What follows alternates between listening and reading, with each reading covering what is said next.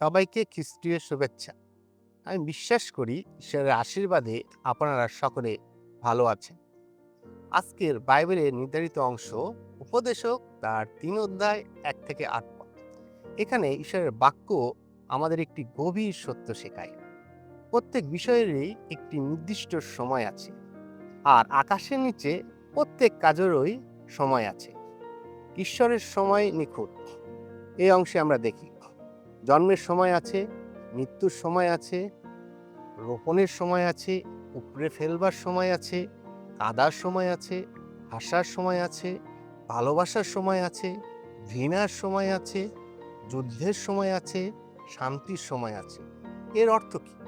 এর অর্থ হলো আমাদের জীবন কোনো বিশৃঙ্খলার নয়, সব কিছুই ঈশ্বরের পরিকল্পনার ভিতরে।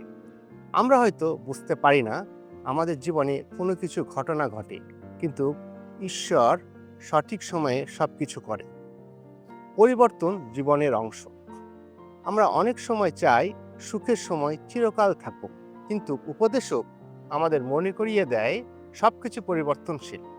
আজ যদি কান্নার সময় হয়, কাল হাসির সময় আসবে। আজ যদি ভাঙার সময় হয়, কাল গড়ার সময় আসবে। গীতসংহিতা তার 23 অধ্যায়ে যেমন বলে, সদাপ্রভু আমার পালক বা রাখাল।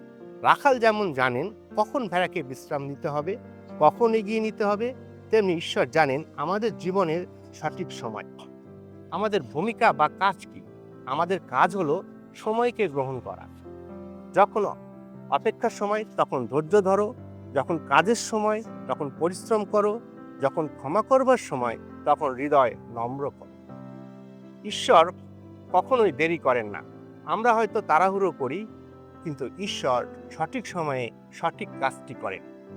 আজ যদি আপনাদের জীবনে কঠিন সময় চলে, মনে রাখবেন এটি চিরকাল থাকবে না।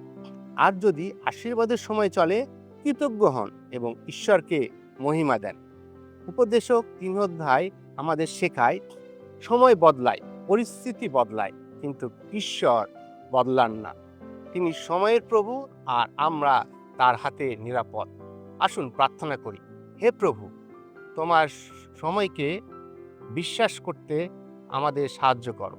আনন্দের সময়ে কৃতজ্ঞ হতে আর দুঃখের সময়ে ধৈর্য ধরতে আমাদের শক্তি দাও। আমেন।